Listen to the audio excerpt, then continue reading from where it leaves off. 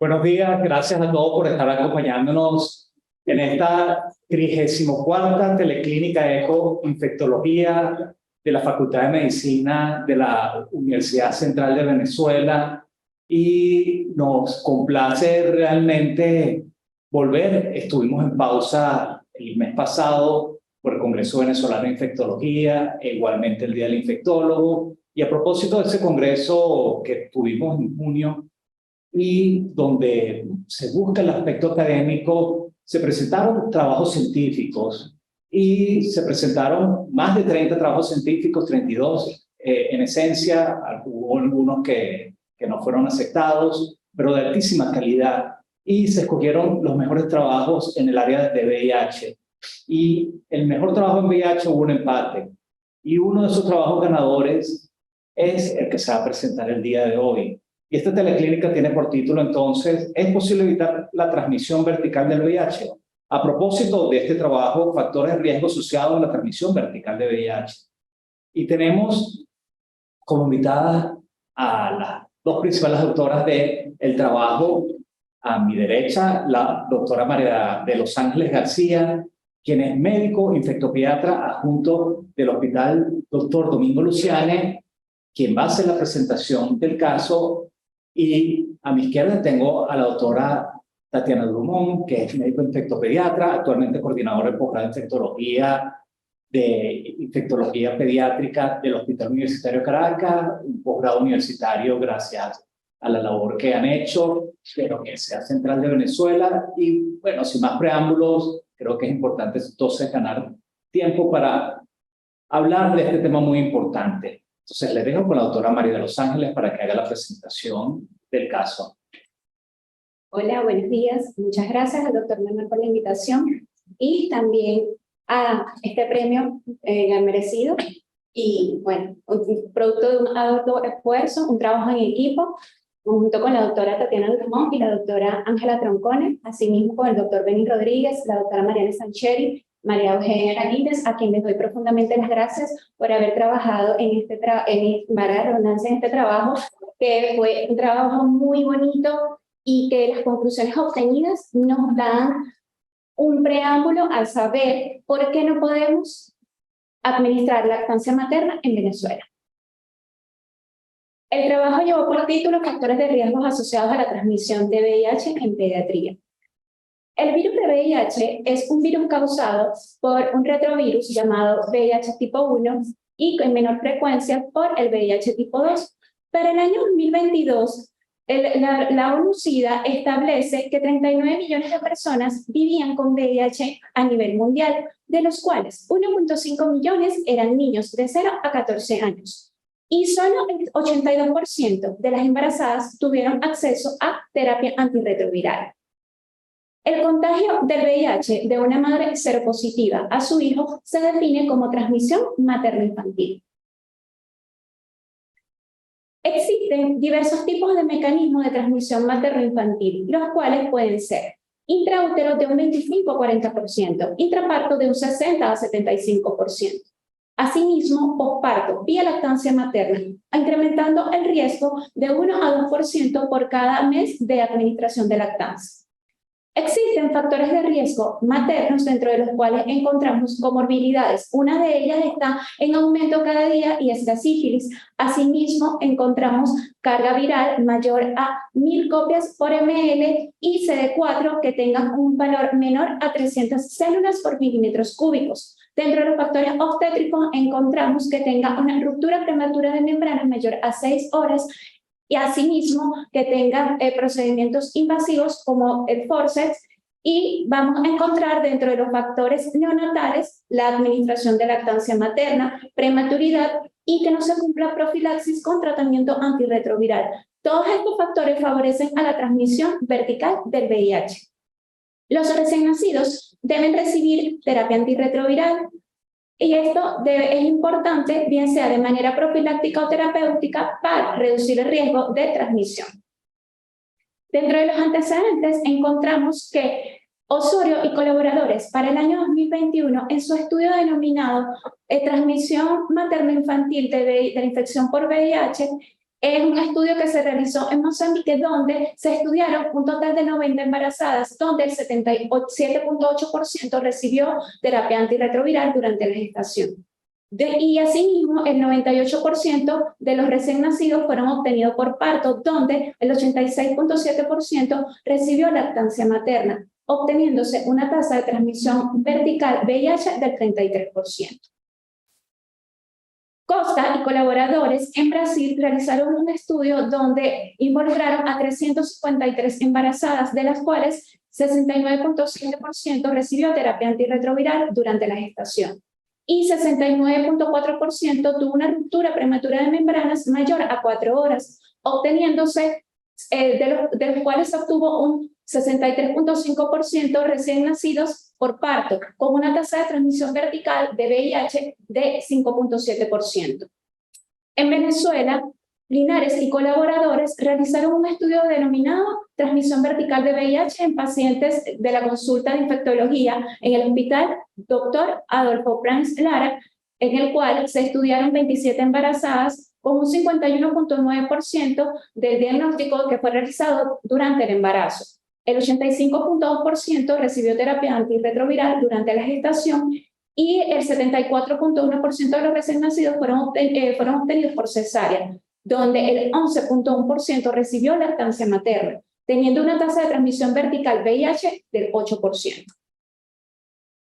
Capozzi y colaboradores en el año 2015 realizó un estudio denominado Prevención de la transmisión vertical VIH, antirretrovirales y otros factores protectores en el Hospital Universitario de Caracas, donde se estudiaron 321 niños, de los cuales 41.7% tuvo un diagnóstico materno preconcepcional, 83.9% recibió terapia antirretroviral durante la gestación, 60.7% fueron obtenidos por cesárea, 70% de los pacientes VIH positivo recibió lactancia materna y 72.6% se le administró sidobudina como monoterapia, con una tasa de transmisión vertical VIH de 5.6%. Teniendo como objetivo general describir cuáles fueron los factores de riesgo asociados a la transmisión vertical del VIH en pacientes pediátricos que acudieron a la consulta de seguimiento VIH-Sida de la sección de pediatría médica infecciosa del Hospital Universitario de Caracas durante el periodo enero de 2011 a diciembre de 2021.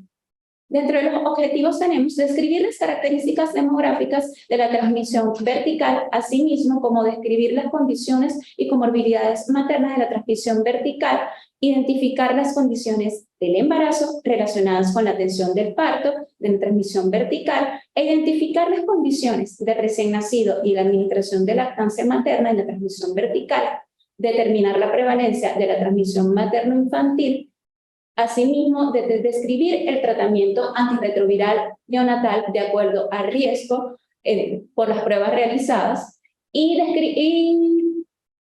dentro de la metodología encontramos que se realizó un estudio pareado, casos controles de tipo retrospectivo observacional, siendo la población aquellos pacientes pediátricos que acudieron a la consulta de seguimiento VIH-Sida de la sección de pediatría médica infecciosa del Hospital Universitario de Caracas en el periodo enero 2011 a diciembre de 2021. ¿Cuál fue la muestra? Estuvo formada por dos grupos. Un grupo denominado control, en el cual los criterios de inclusión fueron que tuvieran el mismo año de nacimiento, al igual que el grupo caso, y que cursara con el diagnóstico de exposición vertical. Este vino determinado por 2 PCR DNA que estaban negativas. El grupo caso, que tenía el mismo año de nacimiento, igual al grupo control, con un diagnóstico confirmado de infección por VIH, con una PCR DNA positiva o un ELISA VIH positivo, obteniéndose una relación de 2:1, es decir, que por cada 2 controles se presente un caso. Se revisó la base de datos de la consulta de seguimiento de pacientes con exposición a infección VIH-Sida y se hizo un análisis descriptivo mediante proporción, frecuencia para variables cualitativas y media, con una desviación estándar para las cuantitativas. Se calculó significancia estadística y el OR para cada factor evaluado. De 680 historias, 627 cursaron con el diagnóstico de exposición vertical y 53 con el diagnóstico de infección por VIH, de los cuales cumplieron solo con criterio de inclusión 106 del grupo control y 53 para el grupo caso. Los pacientes que ingresaron como exposición vertical durante el seguimiento, se obtuvo que de los 627 que cursaron por el diagnóstico de exposición vertical, 588 tenían exposición vertical. Sin embargo, cabe destacar que solamente 106 cumplieron con los criterios de inclusión y 39 de estos pacientes cursaron con infección por VIH, teniendo una tasa de transmisión vertical de 6.22%. Esto difiere del estudio de Capozzi y colaboradores y Costa y colaboradores, donde hay una tasa de transmisión de 5.8%, lo que ha demostrado que ha habido un incremento de la tasa de transmisión materno-infantil, y esto es debido a la falla que ha habido en los controles prenatales. En cuanto a los resultados, tenemos que en el cuadro de la demografía que podemos evidenciar, se demuestra que el sexo femenino estuvo ocupando el 50.9% en el grupo casos y 43.4% en el grupo control. En el sexo masculino, 49.1% de los casos y 56.6% del grupo control, siendo no estadísticamente significativo. En cuanto al grupo etario, tenemos que los recién nacidos estuvo formado por un 15.1% de los casos y 61.3% del grupo control. ¿Por qué se debe este resultado? Debido a que la mayoría de los pacientes que acuden a la consulta son hijos de madres que están con el diagnóstico, bien sea preconcepcional o concepcional. Los lactantes menores ocuparon un 43.4% en el grupo de los casos y un 38.7% en el grupo control. Los lactantes mayores estuvieron representados por un 17% en el grupo de los casos, preescolar 22.6% en el grupo de los casos y escolares 1.9% en el grupo de los casos, teniendo una muestra que fue estadísticamente significativa. En cuanto a la edad materna, tenemos los intervalos de 15 a 20 años en un 22.6% para el grupo de los casos y un 23.6% para el grupo de los controles, con un intervalo de 21 a 30 años con 41.5% para el grupo de los casos y un 58.5% para el grupo de los controles. Y mayores a 30 años, 35.9% para el grupo de los casos, 17.9% para el grupo de los controles, obteniéndose una muestra estadísticamente significativa, lo cual difiere de Linares y colaboradores, donde la edad materna que predominó fue en las edades comprendidas de 15 a 20 años, en un 37%. En cuanto a los factores de riesgo maternos para la transmisión vertical VIH, tenemos que el diagnóstico materno previo al embarazo estuvo en 24.5% en el grupo de los casos y 63.2% en el grupo control. Durante el embarazo, 18.9% en el grupo de los casos y 34.9% en el grupo control. Durante el parto, 1.9% en el grupo de los casos y posparto, 54.7% en el grupo de los casos y 1.9% en el grupo de los controles, lo cual difiere de Prado y colaborador, en el cual el diagnóstico se realizó preconcepcional o concepcional en un 90.4% en el grupo de los pacientes que cursaban con el diagnóstico de exposición vertical. La ruptura prematura de membranas menor a 4 horas ocurrió en el 20.8% de los casos y 10.4% en el grupo control, mayor a 4 horas en un 15.1% en el grupo casos y 8.5% en el grupo control. No ocurrió en el 64.1% de los casos y en el 81.1% en el grupo control, siendo estadísticamente no siendo estadísticamente significativa. En cuanto al tratamiento antirretroviral, no se administró tratamiento antirretroviral en el 39.6% del grupo casos y tampoco en el 2.8% del grupo control. Sin embargo, sí se logró administrar en el 60.4% del grupo casos y 97.2% del grupo control, siendo estadísticamente significativo. El inicio del tratamiento antirretroviral estuvo dado en aquellos pacientes que no recibieron tratamiento en el 39.6% de los casos y 3.8% del grupo control. Previo al embarazo, 7.6% de los casos y en el grupo control 54.7%. Durante el embarazo, 15.1% en el grupo de casos y 5.7% en el grupo control.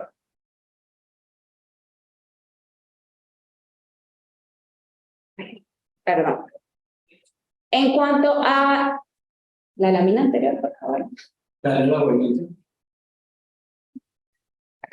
En cuanto a los factores de riesgo neonatales para la transmisión vertical del VIH, obtenemos que en la semana de gestación fueron a término 90.6% del grupo casos y 89.6% el grupo control, y pretérmino 9.4% del grupo casos, 10.4% del grupo control, lo cual no fue estadísticamente significativo. En cuanto al mecanismo de nacimiento, parto 62.3% del grupo casos y 14.2% del grupo control. Cesárea 37.7% del grupo casos, 35.8% del grupo control, lo cual fue estadísticamente significativo. Costa evidenció que el 63.5% de los niños con diagnóstico de VIH fue obtenido por parto, lo que coincide con nuestro estudio. Asimismo, Kaposi obtuvo el 71% de los pacientes fueron obtenidos mediante cesárea.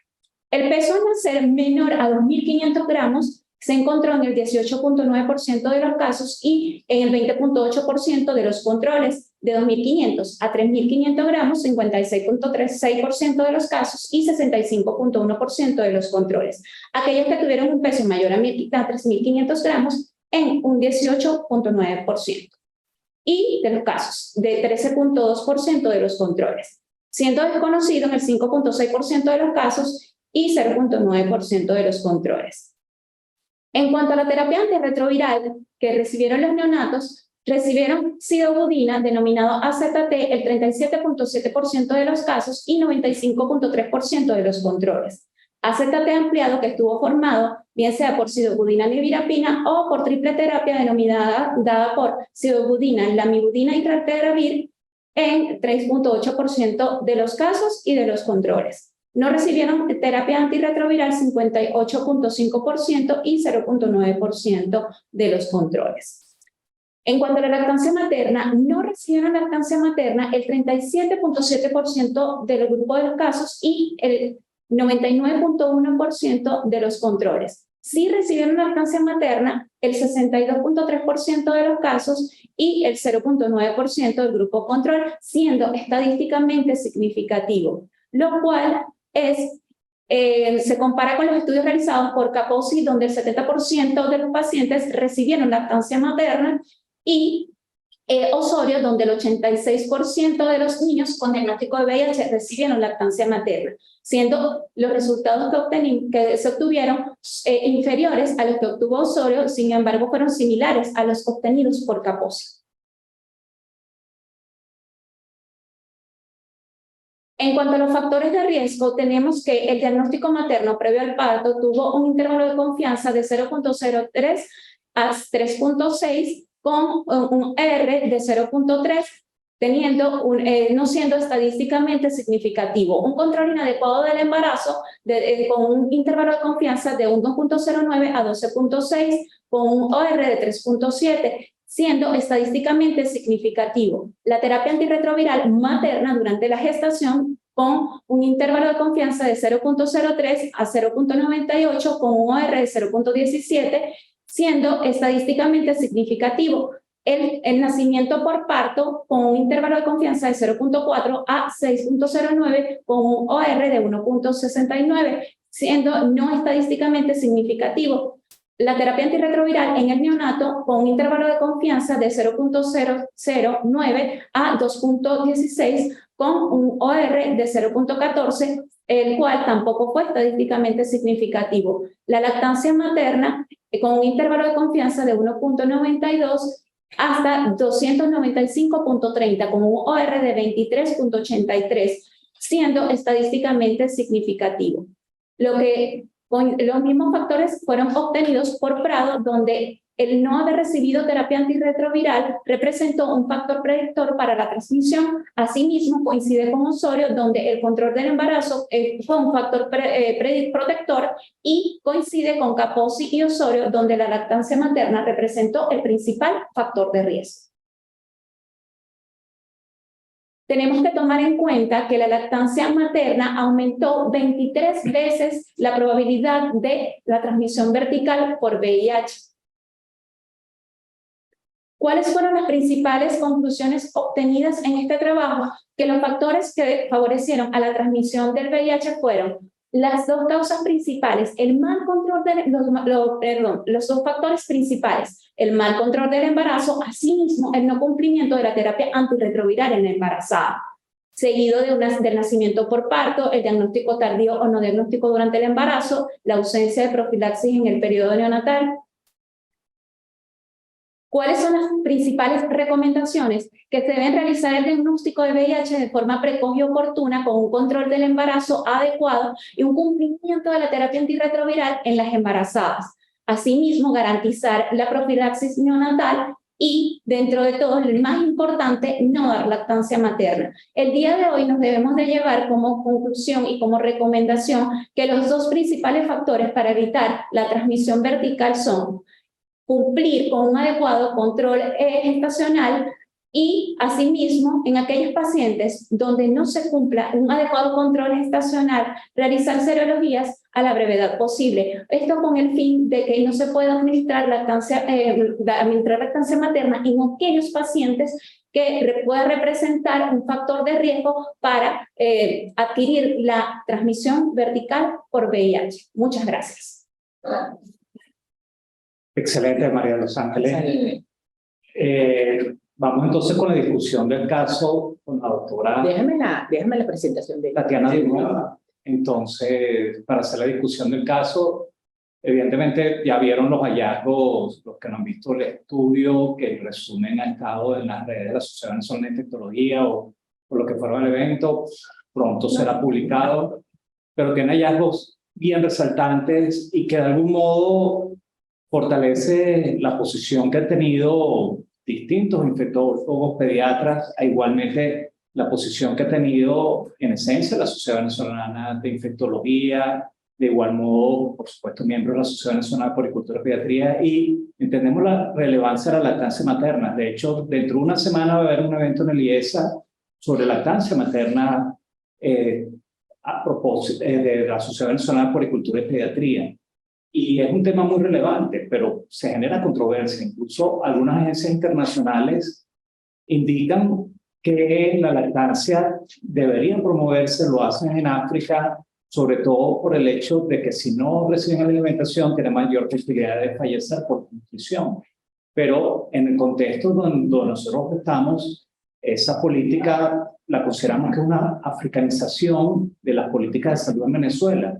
Y Venezuela, a pesar de sus diferencias, de su discordancia, las brechas que tenemos, realmente es inaceptable incluso que haya un solo niño que se contagie de VIH por transmisión vertical por el hecho de la lactancia materna, así como es lamentable que ocurran infecciones de transmisión vertical por la falta de control prenatal, la falta de diagnóstico de VIH en mujer embarazada y el no darle tratamiento antirretroviral a tiempo.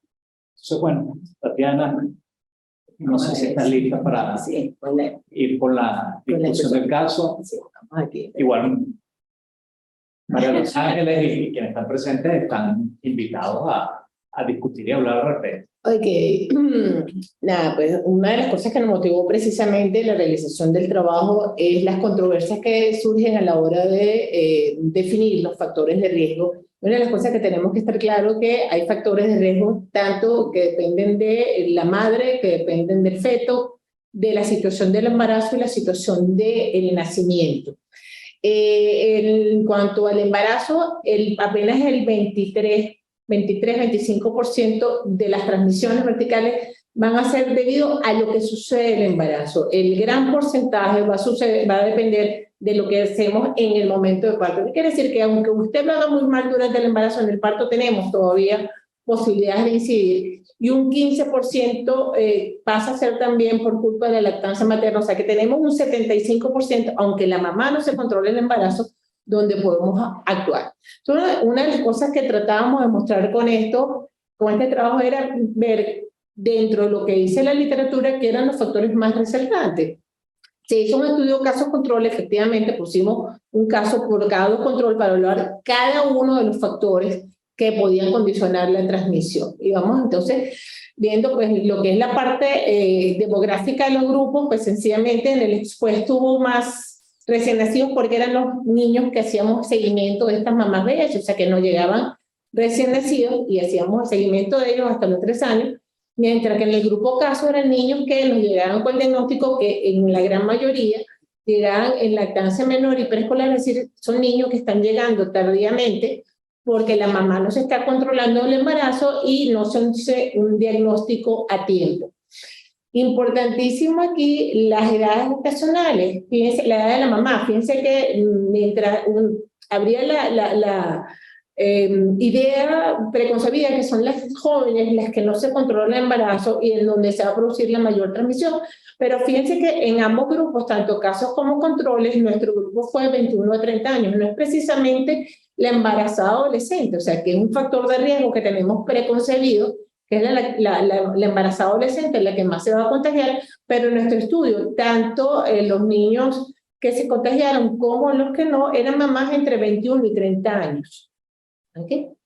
Cuando vamos entonces, como dije, la transmisión depende de factores maternos, factores del embarazo, factores recién nacidos, vamos a hablar realmente el peso de los factores maternos.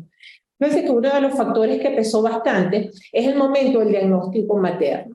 Los que fueron exposición al VIH, es decir, mamis que están infectadas de VIH y no se contagiaron los niños, el 90% tuvo su diagnóstico o en el embarazo o antes del embarazo, lo cual permitía controlar la situación, la cantidad de virus de VIH en la sangre antes que el niño naciera. Disminuyendo la cantidad de virus, obviamente este niño corría menos riesgo, porque recordemos que el 60% de las transmisiones ocurre en el momento del parto. Si yo llego al momento del parto de forma óptima, con poca cantidad viral, poca cantidad de virus en sangre, este niño corre menos riesgo. De ahí la importancia de ese diagnóstico. Fíjense que cuando vemos en el grupo casos, es decir, los que se contagiaron de VIH, el 54%, es decir, 1 de cada 2, el diagnóstico fue hecho después que ya había nacido. O sea, el diagnóstico del VIH de la mamá se hizo después. O sea, perdimos toda esta ventana de acción que teníamos durante el proceso de parto y durante el proceso de embarazo. Y esto mismo vieron en Brasil, donde pues los niños que no se contagiaban, hijos de mamá VIH, era precisamente porque tenían el diagnóstico hecho antes del nacimiento. Otro de los factores que se nos ha hablado mucho como factor obstétrico es la ruptura de membrana. Y una de las cosas que se establece que más de 4 horas es tradicionalmente factor de riesgo importante, pero no fue así en nuestro estudio. Realmente no hubo diferencia en cuanto a la ruptura de membrana. Entonces, siempre hacemos mucho caso de esto, para otra cosa es controlar el embarazo, llegar a la condición óptima. El tratamiento antirretroviral, pues obviamente viene muy ligado al control del embarazo. Y si vemos que las mamis que tuvieron hijos negativos, el 97%, es decir, casi la totalidad recibían tratamiento, mientras que una tercera parte de las mamás que tuvieron hijos con VIH no tenían ningún tipo de tratamiento, y esto fue pues muy significativo.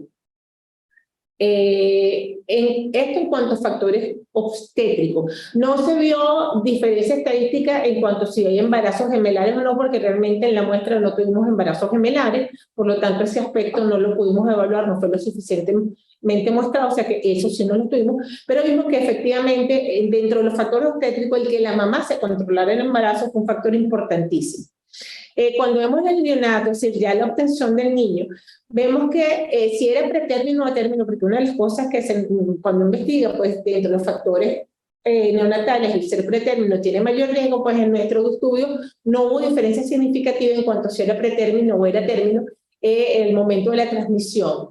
El mecanismo del nacimiento, fíjense que los que se contagiaron fueron obtenidos a través del parto, en el 60%, es decir, 2 de cada 3, mientras que la mayoría de los que no se contagiaron fueron obtenidos por cesárea segmentaria.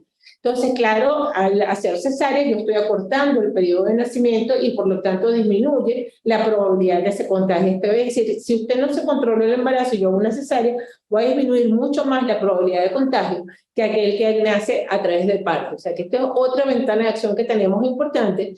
Al ver la parte del peso, no hubo diferencia, realmente no hubo diferencia entre el peso al nacer del niño.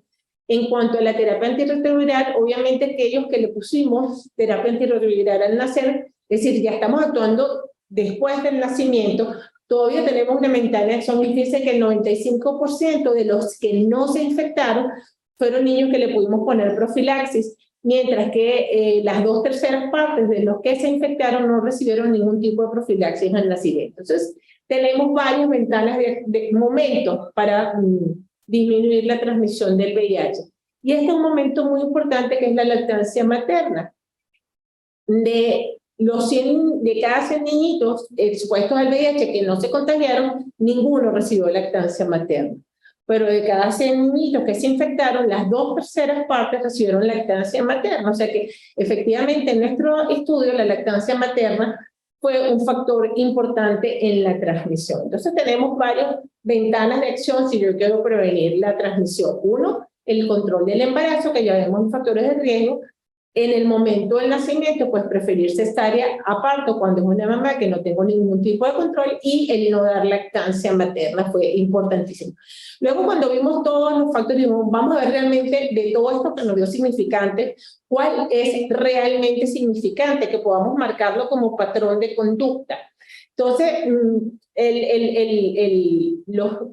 el diagnóstico previo al embarazo, fíjense que es importante, pero no fue significativo. O sea, que la mamá conozca su diagnóstico antes del embarazo, tiene ciertos factores protectores, pero no dio significado a la hora de ver cuál era más importante.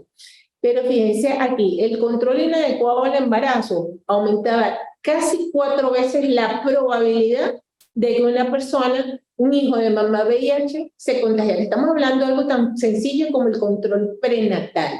Entonces, el no tener control aumentaba 4 veces la probabilidad, y obviamente si la mamá recibía terapia antirretroviral, disminuía hasta 10 veces la probabilidad de que este niño se contagiara. O sea, y van de la mano, obviamente, controlarse y tener terapia antirretroviral son factores que van junticos de la mano.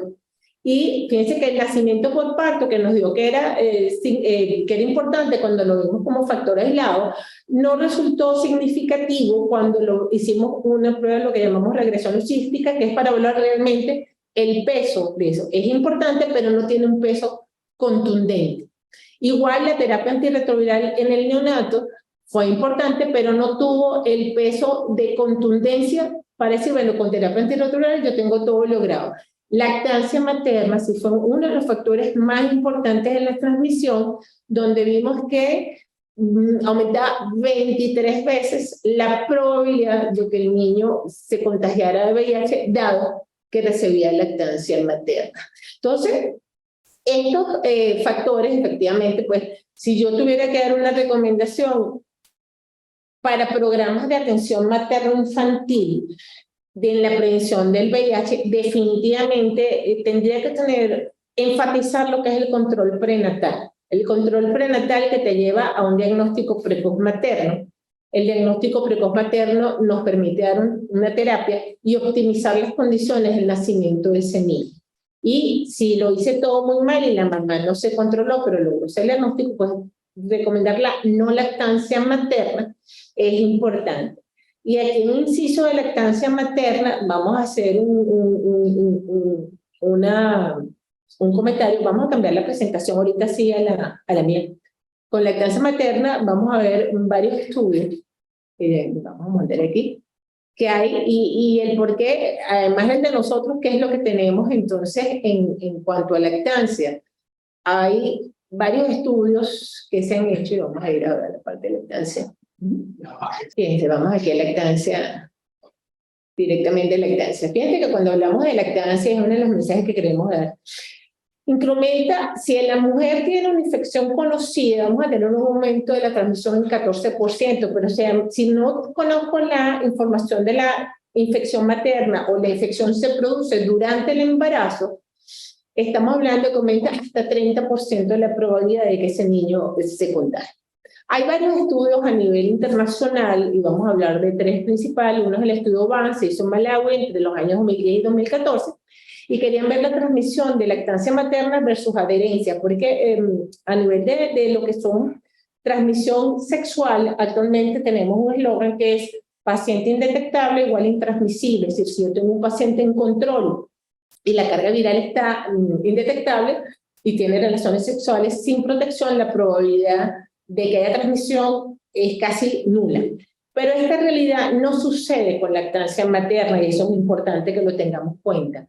Fíjense que tenemos este estudio, fueron 2 fases, incluyeron madres asignadas al azar, se controlaron de la semana 38 y se evaluaba lo que era la adherencia antirretroviral y la posibilidad y la carga viral a nivel de la leche materna. Y se vio que si tenía una adherencia mayor al 90%, disminuía la probabilidad de tener RNA detectable, pero tener una carga viral detectable en leche materna aumentaba casi 4 veces la probabilidad de transmisión, independientemente que tuvieran una carga viral bajita. Luego tenemos el estudio PROMIS, que se hizo en el 2015, que se hizo entre Sudáfrica y la India, que evaluaban también la eficacia y seguridad de la terapia antirretroviral materna versus darle un antirretroviral en forma prolongada a los niños. Se introdujeron a mamás que no estaban tomando terapia antirretroviral, que no estaban inmunodeprimidas. Se hizo tratamiento al recién nacido de la madre durante 18 meses y se evaluó la transmisión. Se reclutaron 2.431 pares madre-niño, una edad media de lactancia que fue 16 meses, y vimos que hasta los 6 meses la tasa de transmisión era 0.3, tanto en el que estaba controlado como en el que no, y esta tasa de transmisión aumentaba al 0,6% en los pacientes que estaban tomando lactancia, independientemente que estuvieran bajo terapia antirretroviral. Por lo tanto, el que la mami tome terapia antirretroviral y le demos terapia antirretroviral al niño mientras toma lactancia materna, pues no hace protección de la transmisión. Vamos a ir entonces a lo que las condiciones utópicas que establece Suiza para lactancia materna, y vamos a discriminarlas porque cuando escuchamos a grupos pro lactancia materna, y yo soy pediatra pro lactancia, pero no, en pacientes VIH damos si estas condiciones son susceptibles o no de cumplir en Venezuela. Dice que primero, obviamente la decisión es individual. Para poder dar lactancia materna, la mamá debería hacerse una carga viral mensual durante todo el periodo de lactancia, y si la carga viral surge detectable, debería interrumpir la lactancia, esperar a ser indetectable y volver a realizar, lo cual implica que yo debería hacer entonces casi que cargas virales semanales, cosa que es imposible, que debería garantizar que la mamá y el niño tengan, porque además es ponerle una terapia antirretroviral también al recién nacido, que la adherencia debería ser más del 90%, tendría que tener una matrona que evaluara a esta mamá semanalmente para que viera si hay o no lesiones a nivel del pezón, porque cualquier lesión a nivel del pezón implica sangramiento y probabilidades también de transmisión. No deben tener ningún problema estomacal, porque si el niño tiene reflujo, tiene buche, y díganme qué niño no tiene buche hasta los 6 meses de edad, se aumenta la probabilidad de transmisión, y los senos de la mujer deben estar, no solo es que ella lo perciba, sino que debería tener evaluación semanal por matrona para garantizar que efectivamente no hay lesión. Y lo más importante, que la lactancia entonces no podría darle ni agua a este bebé. Entonces son condiciones que realmente son utópicas, imposibles de cumplir en las condiciones actuales de nuestro país, donde lamentablemente pues, una carga viral, yo no puedo pedirle a una mamá que se haga una carga viral semanal, una carga viral mensual, para ver si hay. O sea, y estamos viendo además en el trabajo de nosotros que efectivamente aumentó 23 veces la transmisión si usted le daba lactancia materna al bebé. Por lo tanto, en las condiciones actuales del país, no se recomienda lactancia materna, y tiene que ser patrón de lucha el control materno del embarazo. No solo para el diagnóstico de VIH, hemos tenido también muchos aumentos, y lo estamos viendo a nivel internacional, el aumento de transmisión de enfermedades como sífilis. Entonces yo creo que el mensaje de esta teleclínica tiene que ser, 1, promover el control de embarazo, y 2, si el diagnóstico de VIH está hecho, no podemos promover lactancia materna en este paciente. Lo demostraron los estudios internacionales y lo vimos nosotros en nuestro trabajo. Yo creo que es importante quizás hablar de las barreras, porque creo que siempre ha estado claro lo que se ha transmitido por parte de prácticamente todos los infectopediatras, y por la postura que ha tenido la sociedad científica al respecto. Quizás el choque, por supuesto, las agencias internacionales quieren balancear lo que implica la muerte por desnutrición versus VIH. Pero definitivamente, a pesar de las brechas, en Venezuela no estamos en las circunstancias de muchos países africanos, e incluso ni siquiera estamos en las circunstancias de investigación donde en esos países hacen investigación y tienen disponibilidad de múltiples aspectos como para hacer estas pruebas con rutina. ¿Qué implicaciones tiene quizás para los que no estén en el área de medicina que un niño sufra de VIH? ¿Qué implicaciones tiene en corto, mediano, largo plazo para la vida individual de ese pequeño, esa pequeña que le diagnosticaron VIH? Bueno, definitivamente vamos teniendo manifestaciones desde el punto de vista clínico, neurológicas, sociales. Entonces, en aquellos donde no se haga un diagnóstico precoz de VIH, lo que vamos a notar principalmente es un retardo en el crecimiento, es un retardo en la adquisición de destrezas de lenguaje, alteración del desarrollo incluso psicomotor, neurológico.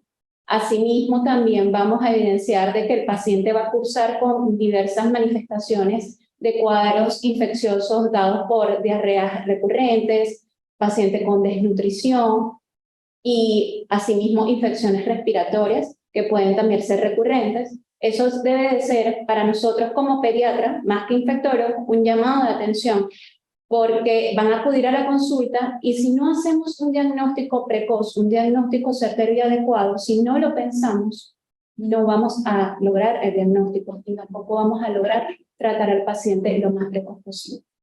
No, y adicionalmente, el paciente, bueno, actualmente hay que destacar que contamos con tratamiento en el país para los pacientes y un paciente VIH con tratamiento, si bien no tiene una evolución perfecta, va a evolucionar de cierta forma, pero es un paciente que vas a tener que tomar tratamiento para toda la vida. O sea, no es un antibiótico que te tomas 4 semanas, no, es un paciente que va a tomar el tratamiento hasta que fallezca, ¿ok? Con todos los efectos que puede tener la medicación y que va a estar sometido a los estigmas y discriminaciones sociales. O sea, estamos hablando que es un paciente que no va a poder hablar abiertamente con sus compañeros acerca de su patología. Es un paciente que cuando llega a la adolescencia se va a limitar de lo que es la sexualidad. Es un paciente adolescente con muchos conflictos porque, claro, tengo mi secreto que no puedo compartir. Entonces son todos estos, o sea, porque es la mamá del niño preescolar que no me atrevo a decir que mi hijo es VIH para que se tomen las medidas porque puede ser discriminado. Es el paciente que, por ejemplo, uno de estos pacientes, la consulta una vez la alcaldía le puso un profesor en la casa porque podía contaminar a los demás compañeros, cosa que habla del total desconocimiento que tenemos hoy en día del VIH, ya a más de 40 años del primer caso diagnosticado. O sea, todavía nos falta mucho de concienciación a nivel de la población. Entonces, además de las patologías que bien describe María Los Ángeles, es toda la parte social a la cual sometemos a ese paciente. Y que definitivamente hay un elemento, hace un par de días en prensa salió un reportaje Efecto Cocuyo, donde decía que el 26% de los niños en Venezuela que viven con VIH tienen acceso al tratamiento antirretroviral.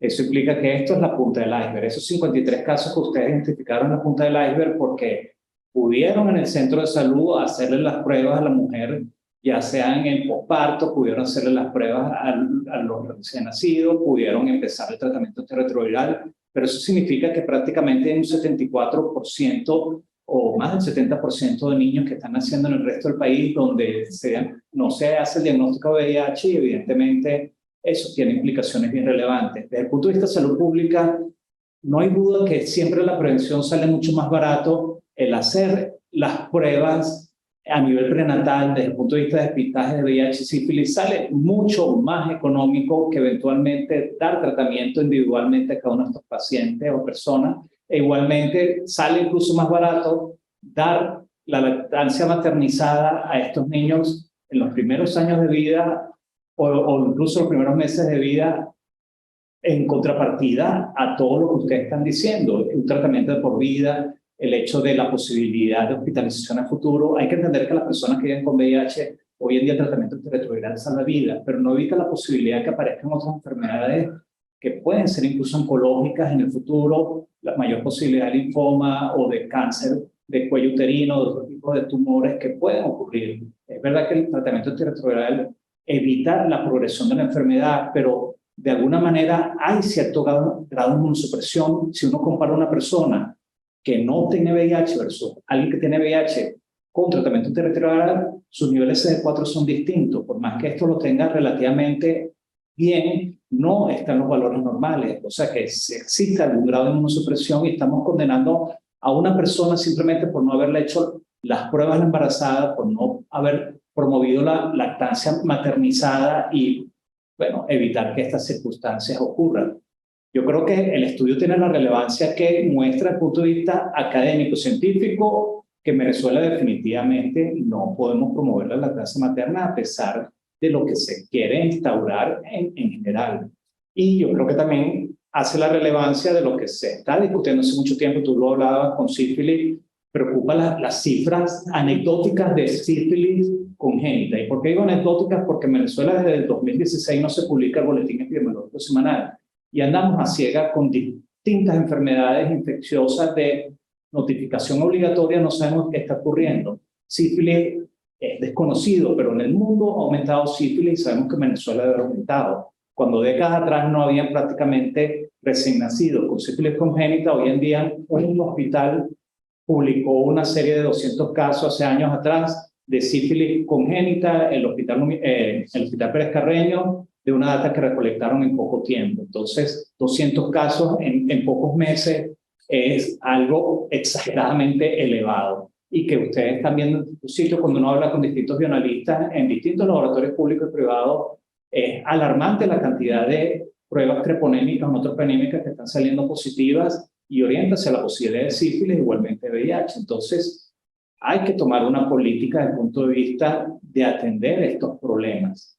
Y también existe toda la problemática, los temores, incluso con la vacunación, la discriminación, todos esos elementos, porque también un niño que sufre VIH es una familia que sufre VIH, ¿no? Una madre eventualmente a veces sola o una madre o un padre con esta circunstancia y con un secretismo dentro de la familia porque no siempre todos saben al respecto.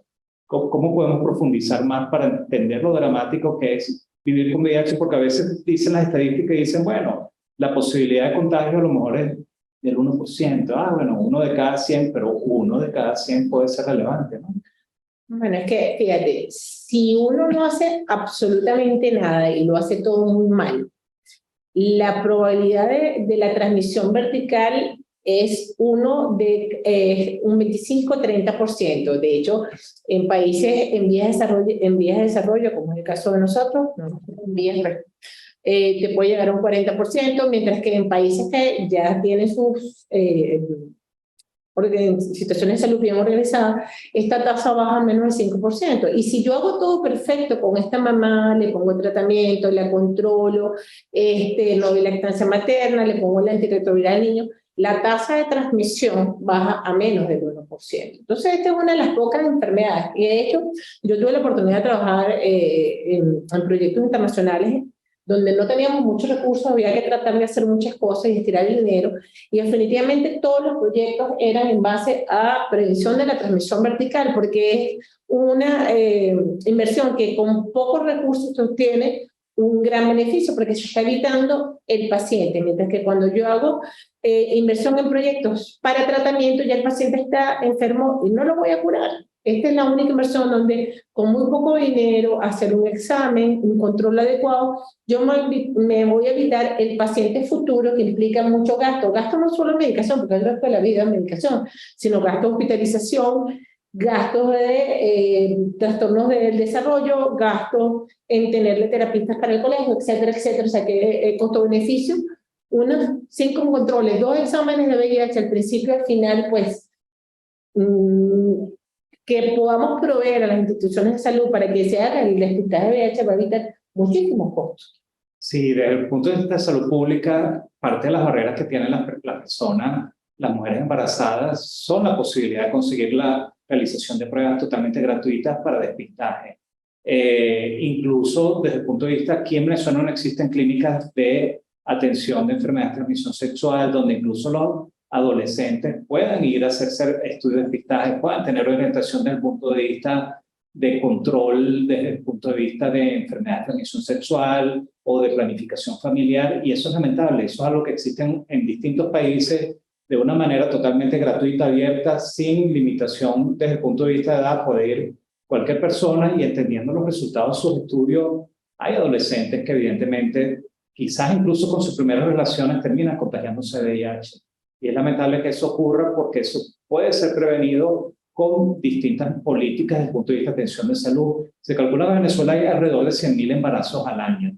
Y eso implica que solo se necesitarían 200.000 pruebas al año de despistaje de, si lo hacemos en primer trimestre, el segundo trimestre, de despistaje de VIH, de sífilis. Y realmente desde el punto de vista de costo-beneficio sale muy barato el lograr evitar eso. E igualmente el poder dar tratamiento antirretroviral. En Venezuela tenemos afortunadamente tratamiento antirretroviral gracias a donaciones internacionales, gracias al Plan Maestro, sobre todo con el apoyo del Fondo Mundial, de la sociedad civil organizada, que ha fiscalizado y de algún modo evaluado que las cosas se hagan, y fueron los que lograron esta exigencia de tener tratamiento. E igualmente la Sociedad Venezolana de Infectología, que ha sido la única sociedad involucrada activamente en todo el elemento, vamos a decir, práctico y teórico, evaluando las personas que viven VIH en las consultas, y es un trabajo que ha sido en conjunto, pero la responsabilidad de la salud es del Estado, y el Estado tiene que asumir su responsabilidad, por supuesto, en conjunto con los factores técnicos académicos que estamos aquí presentes en la Facultad de Medicina de la Universidad Central de Venezuela, en el Hospital Universitario de Caracas, en los posgrados que se mantienen vivos definitivamente. Y aquí está la muestra desde el punto de vista académico de por qué la relevancia de hacer el diagnóstico a tiempo, por qué la relevancia de no dar lactancia materna en mujeres que viven con VIH y que eventualmente, incluso teniendo tratamiento antirretroviral, no es conveniente, por qué la relevancia de la cesárea bajo ciertas circunstancias y muchos de los elementos que ustedes dijeron. Aquí también tenemos presente a la doctora Ángela Troncone, a Beli Rodríguez, y desde la distancia la doctora María. Y los recientes. Y Mariana Rancheri mandó saludos a la distancia desde el punto de vista virtual. Yo no sé si ustedes como también quieren hacer algún tipo de comentario a lo que estamos discutiendo, si así hacerlo. Creo que sí, vamos a Bueno, nada, gracias por la oportunidad. Yo creo que esta ventanita que nos da la Universidad Central de Venezuela de poder divulgar el conocimiento a los que trabajamos en esta área es sumamente importante y está más que visto a través de este trabajo y de tantos, ¿no? Que se necesitan políticas de salud muy concretas para actuar y intervenir de manera adecuada y cortar con este fenómeno. O sea, porque Suiza tiene cero transmisión, porque desde arriba se actúa de manera de que no haya transmisión al bebé cuando nace, ¿no? Entonces yo creo que hay dos detalles aquí. Uno, que solo no podemos. O sea, el Estado tiene que de alguna manera asumir, más allá de aceptar ayudas, y que las agradecemos mucho, por cierto, porque estamos sobreviviendo gracias a eso. Pero también este conocimiento tiene que bajar al personal que no trabaja en el infectología. ¿Quién hace el control prenatal? ¿Quién hace el control de niños sanos? No somos los infectólogos. Entonces, de alguna manera, nosotros tenemos que ser los multiplicadores de esto, de manera de que efectivamente el muchachito que le tocó la mala suerte, porque la verdad que es así, pues, le tocó, debido a que no se tomaron las intervenciones adecuadas, no tenga que llegar al hospital universitario. Y eso necesita de la ayuda de políticas del Estado muy concretas, pero yo creo que son muy sencillas. No me parece que sea una cosa extraordinaria promover en todos los sitios en donde se hace el control prenatal y donde se hace el control de niños sanos, que pensemos en VIH y que hagamos, bueno, tú acabas de decir el número, imagínate, son 200.000 pruebas al año. Eso desde el punto de vista de recursos suena mucho, pero desde el punto de vista de la carga que implica un niño que tiene que vivir con VIH, un niño que, por cierto, la mayoría de las veces se queda huérfano porque sus papás se van antes del tiempo que les corresponde. Yo creo que eso no tiene ninguna comparación. Entonces yo aprovecho esto para, bueno, quizás hasta hacer un llamado, ¿no? Este conocimiento tiene que salir de los super especialistas. Es algo muy sencillo y la verdad que desde nuestro pequeño espacio siempre estamos dispuestos a dar de lo que sabemos y promover que esto se haga desde afuera. Ya cuando llega al hospital, ya la oportunidad se perdió, lamentablemente. A mí me alegra mucho siempre saber que tenemos gente en todas partes, ¿no?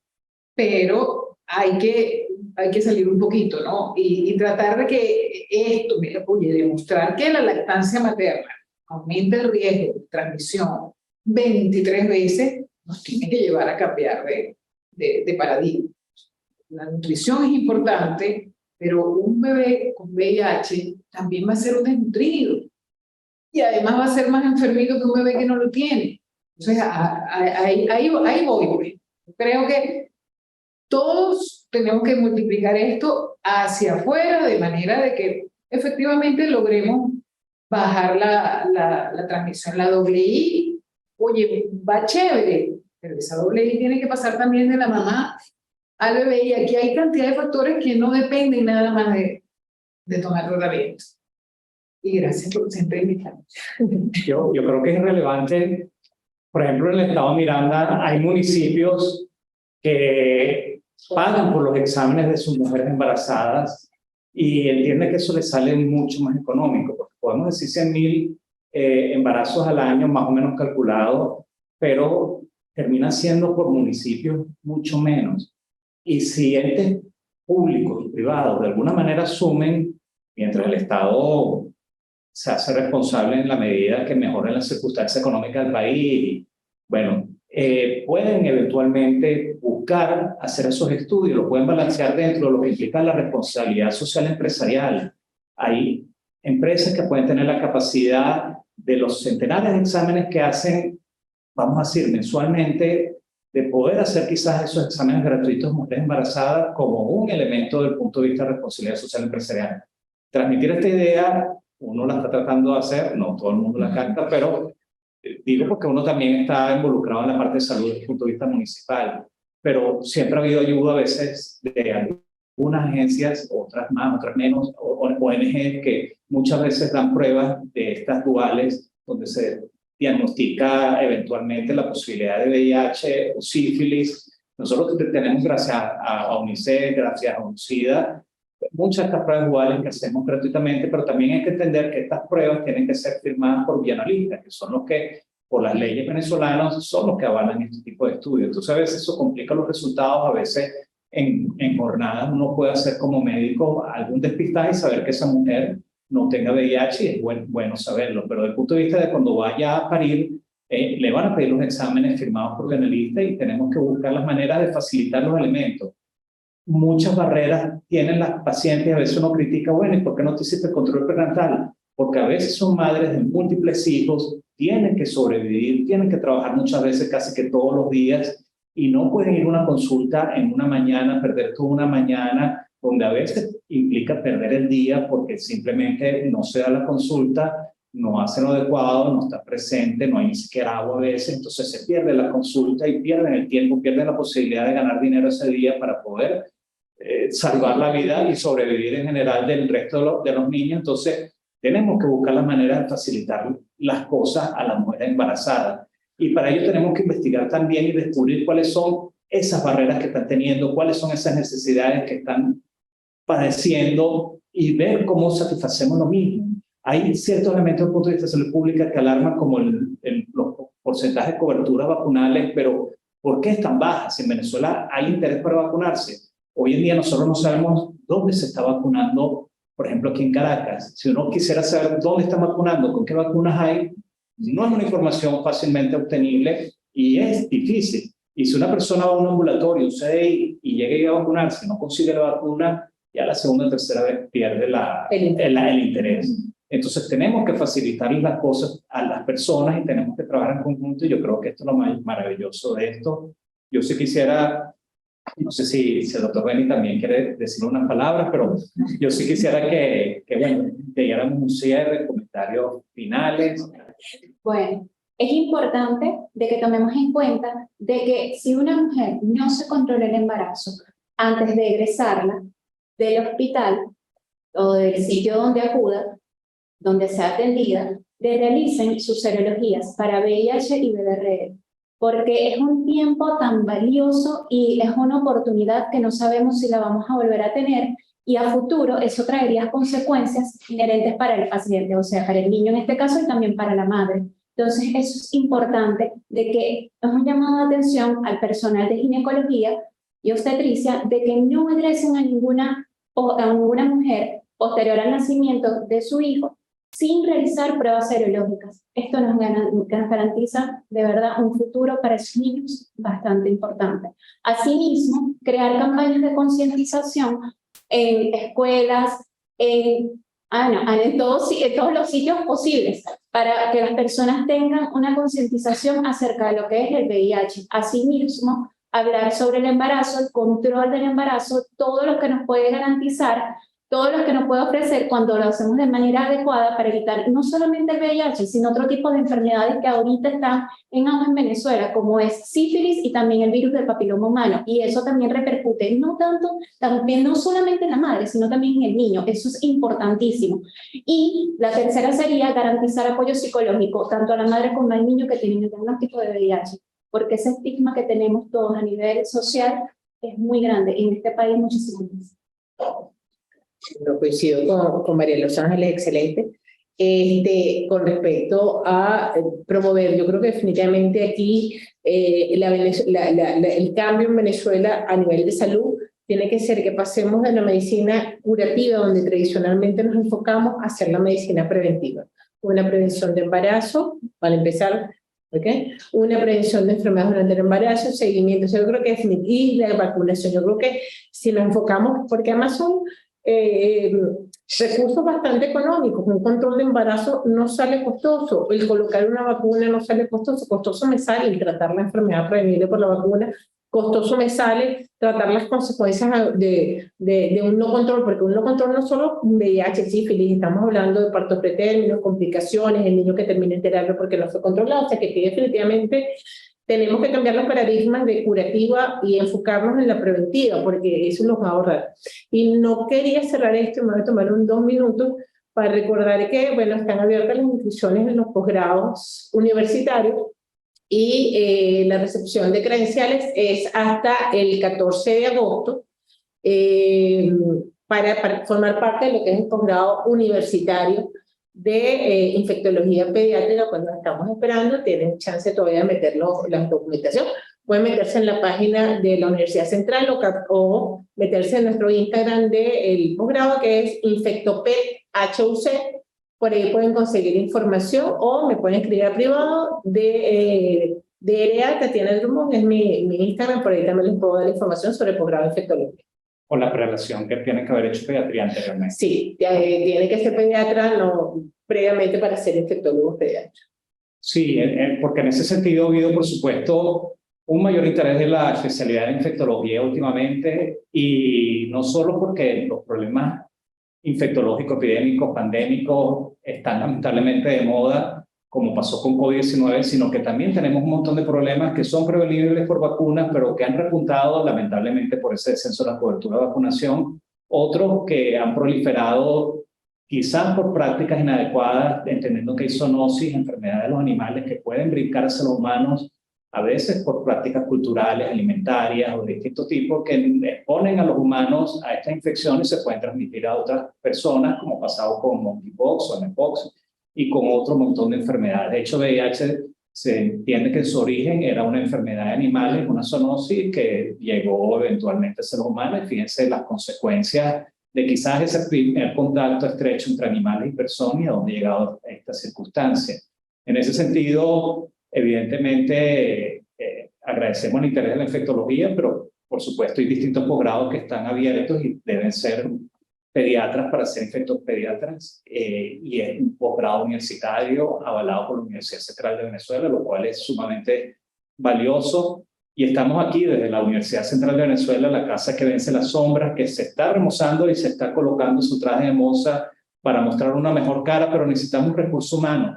De nada vale tener estructuras bellas y bonitas sin un recurso humano. Y Venezuela, lamentablemente, ha sido un país poco atractivo para más de 50, 60 mil profesionales de salud que han buscado oportunidades en otros lugares. Pero a pesar de estar en otros lugares del mundo, siguen manteniendo contactos, siguen de alguna manera relacionándose con nosotros, pero en Venezuela seguimos profesionales de alta calidad y profesionales como ustedes que mantienen vivo un posgrado que sin ustedes no estaría aquí presente y que les ha hecho atractivo una nueva generación que quiera aprender y realmente que quiera aprender de los mejores y que se ven estimulados por esto, no quedarse eventualmente en lo que hacen en otros países. En Venezuela se hace investigación y se hace investigación como han hecho ustedes para resolver dilemas desde el punto de vista científico, técnicos, éticos de lo que está ocurriendo aquí. Y con un documento como este trabajo se puede decir, ¿saben qué? Para nosotros es inaceptable dar lactancia materna de mujeres que viven con VIH,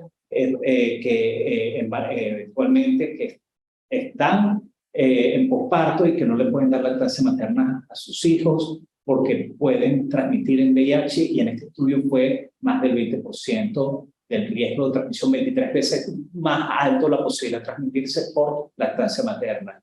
Y en ese sentido, por supuesto que infectología está de moda porque es resolutiva cuando están los recursos para resolver las cosas y es preventiva cuando están los recursos para prevenir las cosas.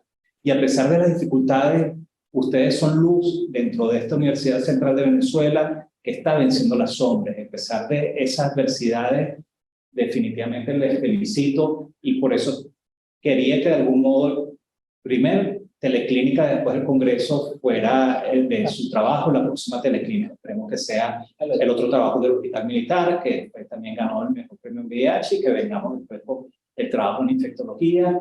Y agradecido con el equipo de Sociotelemedicina, la Facultad de Medicina de la Universidad Central de Venezuela, aquí presente el profesor Luis Jacinto Fernández, María Dolores Fariña, encabezado con el doctor Héctor Arrechedera y con una facultad de medicina que está remozándose igualmente, que tiene nueva cara, que estamos de alguna manera estimulados y esperanzados de que están en equipo las distintas personas valiosas que buscaron ser decanos y que están trabajando en conjunto para sacar adelante esta facultad de medicina y sé que va a ser un trabajo maravilloso, todos los que están involucrados y desde nuestra palestra creo que todos estamos apoyando su trabajo.